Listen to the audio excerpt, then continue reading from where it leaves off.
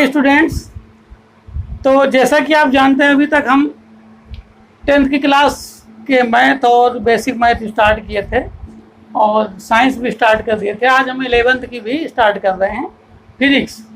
ठीक है, physics class 11th है और भौतिक विज्ञान हिंदी में बोलते हैं। ठीक है, अगर आप जानते होंगे कोई प्रॉब्लम नहीं। तो इसमें सबसे पहले जो चीज़ हम लोगों का आता है वो टॉपिक पढ़ेंगे जिसमें फिजिक्स आपकी डिपेंड है। ठीक है, बिना उसके आप फिजिक्स को अच्छे ढंग से नहीं समझ पाएंगे।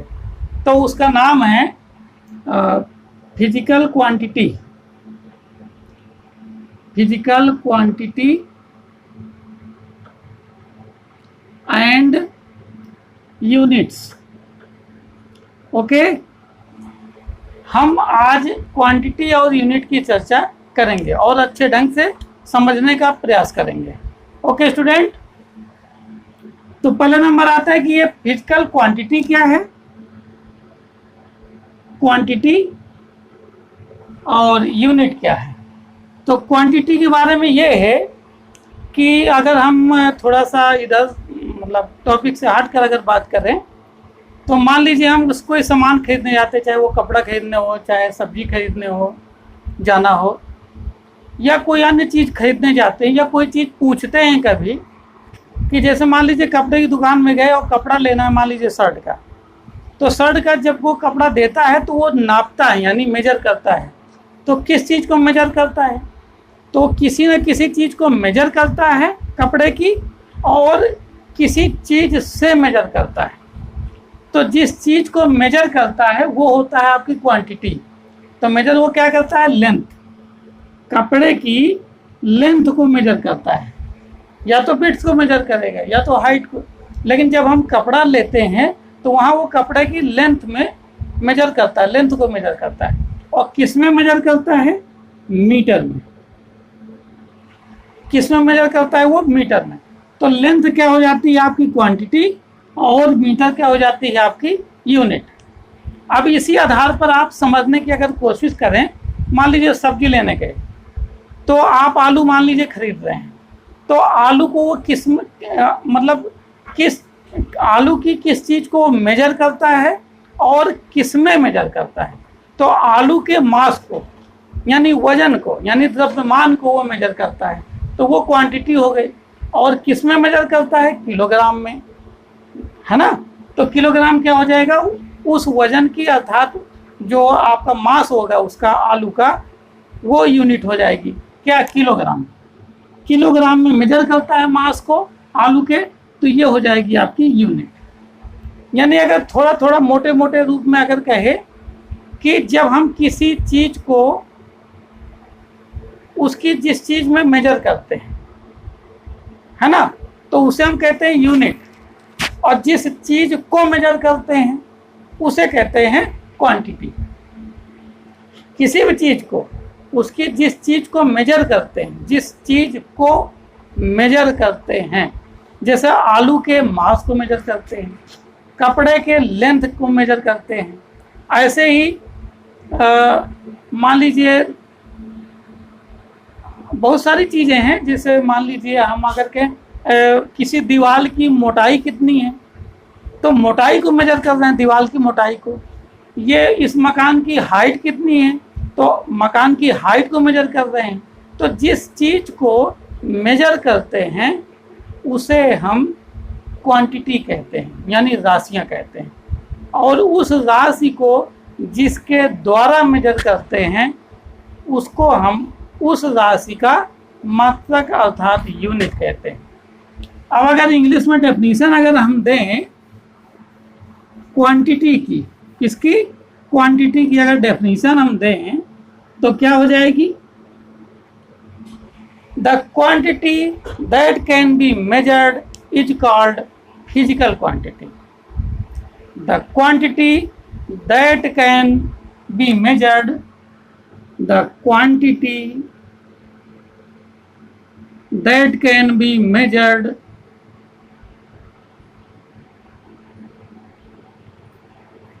is called the quantity that can be measured is called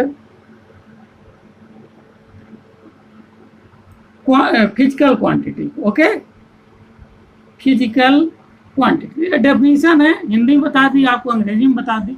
और अगर हम दूसरे तरीके से बोले और करके, तो यहाँ पर कह सकते हैं बी डिफाइन, ऐसे भी लिख सकते हैं, be define a physical quantity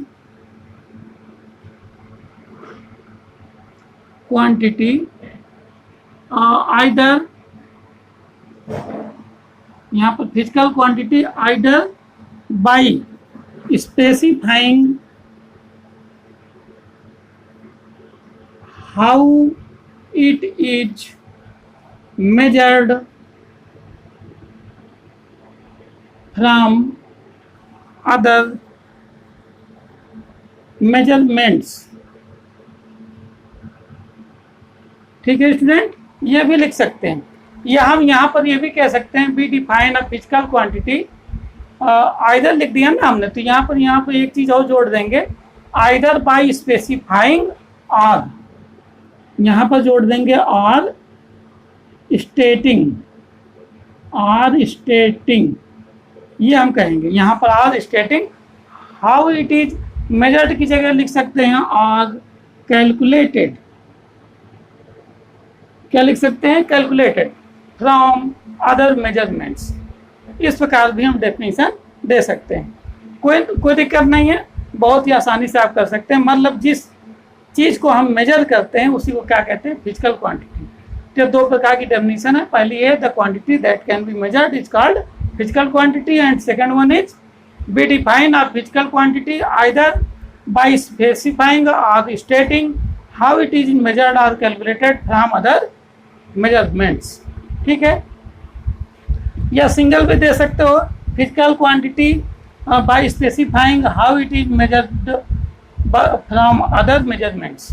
आप ऐसे भी इसको कह सकते हो, कोई प्रॉब्लम नहीं। या ऐसे भी कह सकते हो the physical quantity स्टेटिंग how it is measured from other measurements, आप ये भी कह सकते हैं, कोई प्रॉब्लम नहीं है। तो ये आपकी हो गई क्वांटिटी की डेफिनेशन। अभी हमें यूनिट की डेफिनेशन बताना है, लेकिन उसके पहले टाइप्स ऑफ क्वांटिटी ये बताते हैं। तो there are two types of quantity, first one is fundamental quantity and second one is derived quantity. ठीक है, तो पहले मैं आपको बताता हूँ फंडामेंटल क्वांटिटी और उसके बाद मैं आपको बताऊंगा डिराइव्ड क्वांटिटी। तो फंडामेंटल क्वांटिटी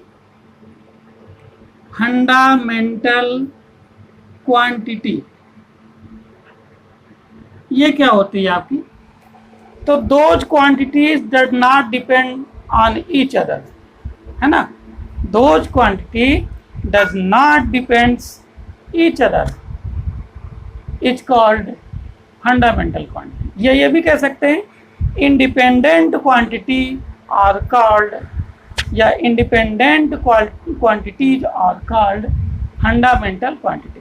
मतलब वे भौतिक राशियां जो एक दूसरे से स्वतंत्र होती हैं, या वे भौतिक राशियां जो एक दूसरे पर निर्भर नहीं होती हैं, उन्हें हम फंडामेंटल क्वांटिटी कहते हैं।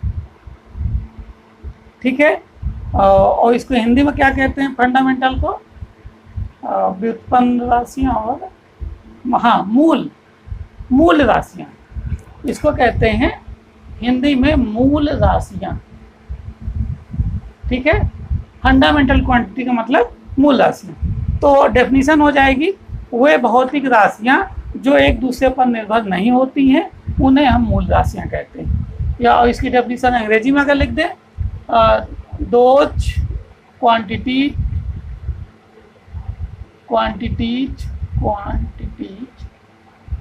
does not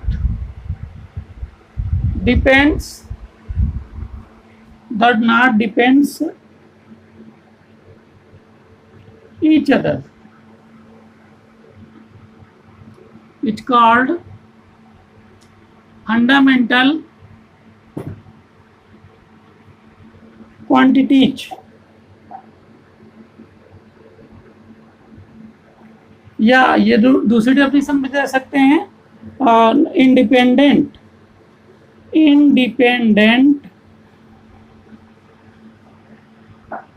quantities are called fundamental quantities.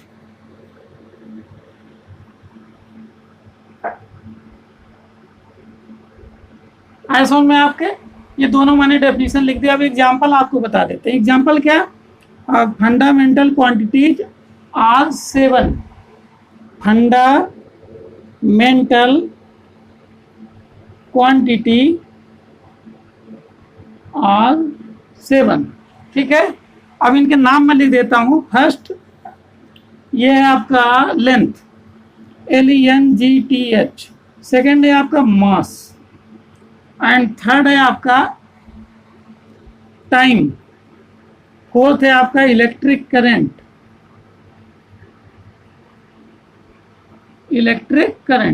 And fifth है आपका, पांचवा है आपका, ये नंबरिंग ऐसे कर दें, चौथा, पांचवा है आपका टेम्परेचर, एंड छठवां है आपका ल्यूमिनस इंटेंसिटी।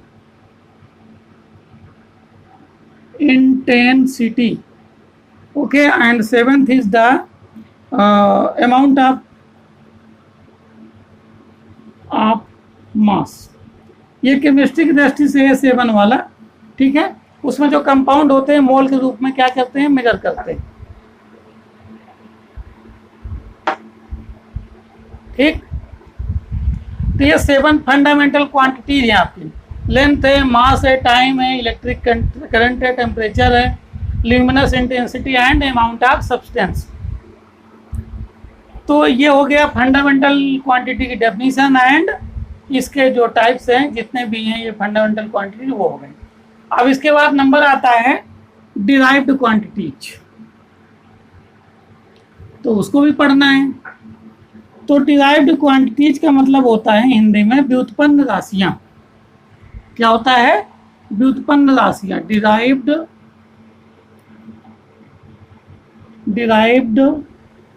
क्वांटिटीज यानी व्युत्पन्न राशियां। इसका मतलब क्या है? डेफिनेशन क्या होगी? वह भौतिक राशियां जो मूल राशियों से मिलकर बनी होती हैं। वह भौतिक राशियां जो मूल भौतिक राशियों से मिलकर बनी होती हैं, जो अभी हमने बताया, उनसे मिलकर जब बनती है कोई राशि उसको कहते हैं व्युत्पन्न राशि या derived quantities.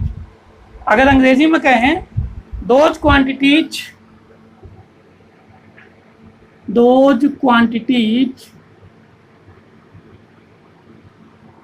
Are formed by fundamental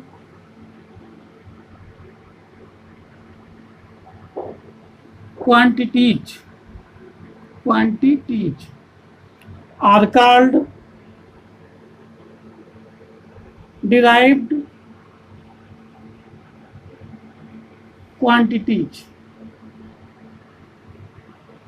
ठीक है, मतलब क्या है? देखो, those quantities are formed by fundamental quantities are called derived quantity। मतलब वे क्वांटिटीज जो फंडामेंटल क्वांटिटी की सहायता से बनती हैं उन्हें हम डिराइव्ड क्वांटिटी कहते हैं। मूल राशियों से बनी हुई राशियों को व्युत्पन्न राशियां कहते हैं। अब आपको एग्जांपल बता दें। जो फंडामेंटल क्वांटिटी थी वो 7 थी, और जो व्युत्पन्न यानी डिराइव्ड क्वांटिटी वो इनफाइन मतलब बहुत सी है। ठीक है, जैसे आपका फोर्स हो गया, और स्पीड हो गया, प्रेशर हो गया, एरिया हो गया, वॉल्यूम हो गया, मतलब इसी प्रकार की एक्सेट्रा बहुत सी है आपकी डिराइव्ड क्वांटिटी। फंडामेंटल क्वांटिटी के अलावा जितने भी क्वांटिटी हैं वो सभी की सभी आपकी क्या है? Derived quantity. जैसे आपको एग्जांपल बता दें कैसे है। स्पीड है, जैसे स्पीड का जो फार्मूला होता है डिस्टेंस अपॉन टाइम। तो कहीं ना कहीं देखिए फंडामेंटल क्वांटिटी में बताया था कि टाइम फंडामेंटल क्वांटिटी है, बट डिस्टेंस नाम नहीं दिया था। लेकिन एक प्रकार की ये क्या है? लेंथ। डिस्टेंस एक प्रकार की लेंथ है।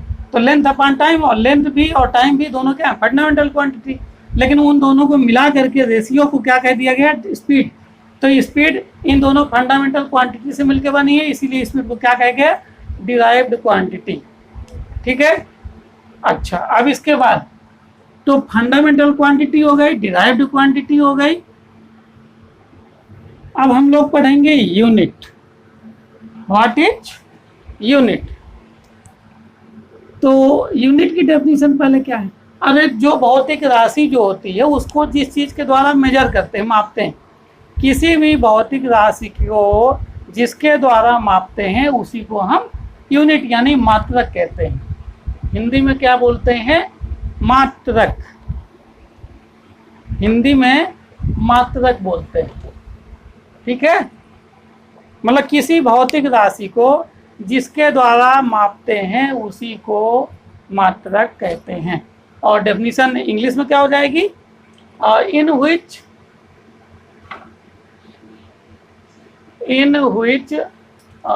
क्वांटिटी इन व्हिच कैसे बोलें?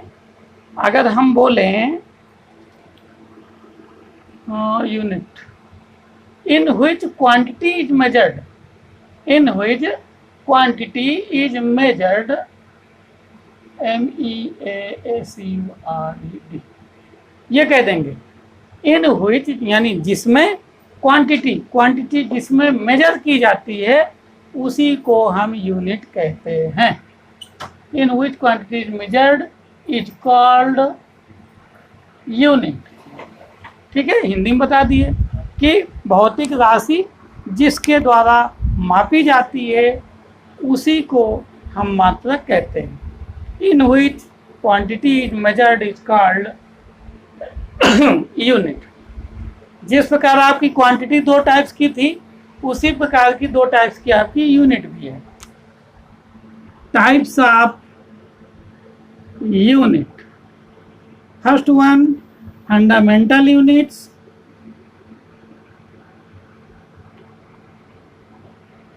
and second one is derived units, ठीक है। तो फंडामेंटल यूनिट जिस प्रकार आपकी क्वांटिटी थी उसी प्रकार ये भी है। क्वांटिटी में क्या था? Independent quantities are called derived fundamental quantity. इसमें क्या है? Independent unit are called fundamental unit. और जिस प्रकार डिराइव्ड क्वांटिटी था कि those quantities are formed by fundamental quantity is called derived quantity, तो यहाँ भी डिराइव्ड यूनिट में क्या है? Those units formed by fundamental unit are called derived unit. Same definition है, बस वहाँ क्वांटिटी है, यहाँ पर यूनिट है। तो पहले हम लोग पढ़ते हैं फंडामेंटल यूनिट। तो इसमें क्या होगा? Those quantity, those units does not depend each other are called fundamental units, okay। अब these are 7, जिस प्रकार फंडामेंटल क्वांटिटी 7 थी तो उन्हीं की जो यूनिट होंगी वो क्या कहलाएंगी? Fundamental unit. दीज आर 7, ठीक है।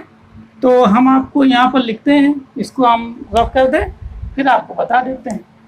ये सब आपको समझ में आ ही गया होगा।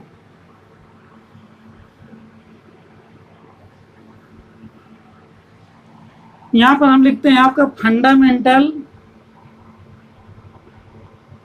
क्वांटिटी और यहाँ पर लिखते हैं हम fundamental units. First one is length, mass, time, electric current, temperature, luminous intensity,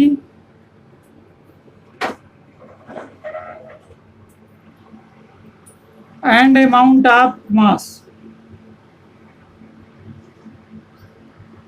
length की फंडामेंटल, मास की फंडामेंटल, ये सब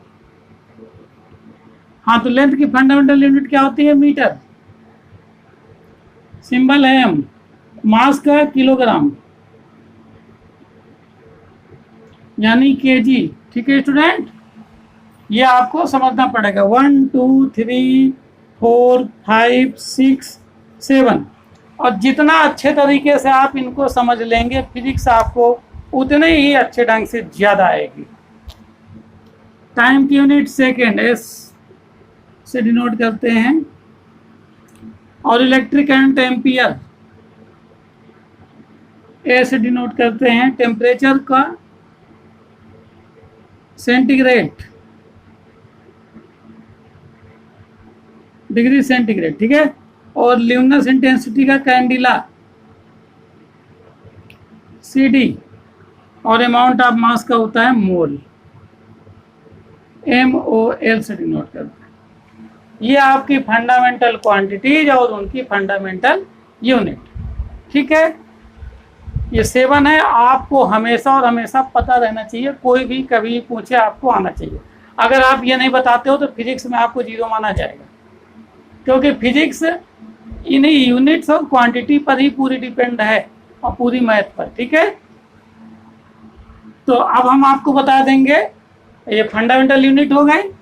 डिराइव्ड यूनिट्स, तो those units are formed by fundamental unit are called derived unit. Derived units क्या है? Those units are formed by fundamental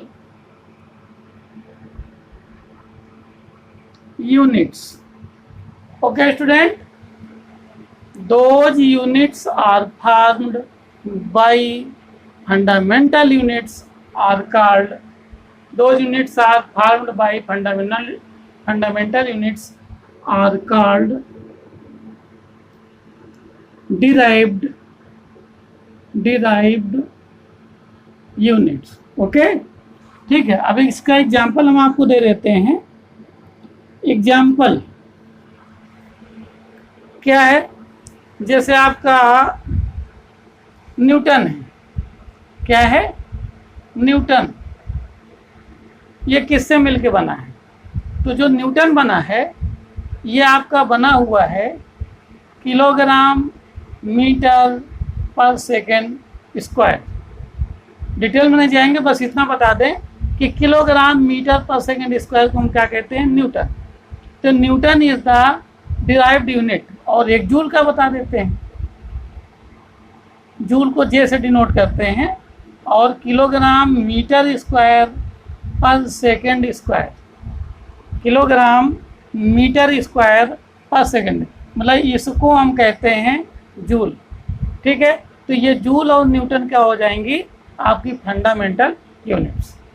ठीक है, अभी यूनिट का भी कुछ पार्ट बचा है, वो हम आपको कल पढ़ाएंगे। ठीक है स्टूडेंट, आप इसको पढ़िएगा, समझिएगा। Okay, thank you.